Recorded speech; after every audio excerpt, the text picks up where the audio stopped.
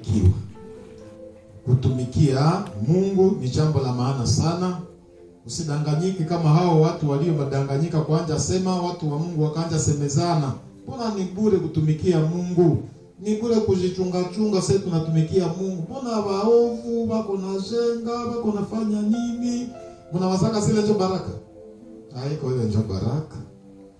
Baraka ni kukuwa na uhusiano na Mungu. Ile ndio baraka. Kwa sababu mule ndio mna uzima. Uzima haiko yako, uzima inapatikanaka kwa Yesu. Unapokuwa na Yesu unakuwa na uzima, mfalme wa uzima.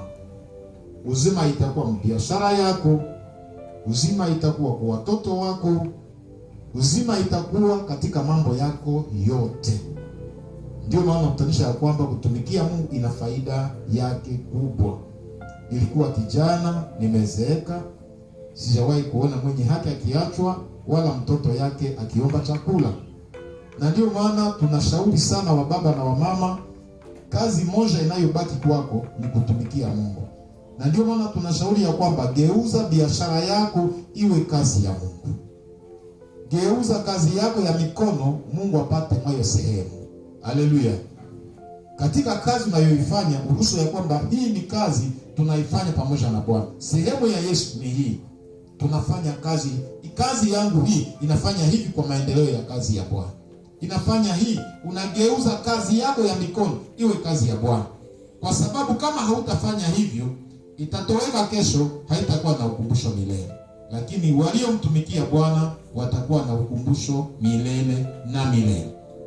Nyuma ya kufa kwako, matendo yako yatakufuata nyuma. Na yale uliyoyafanya kwa jina la Bwana yatakuwa urithi kwa watoto wako. Haleluya.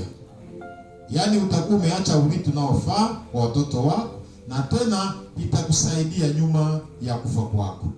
Na zaidi sana, tunayoyafanya leo hatuielewi.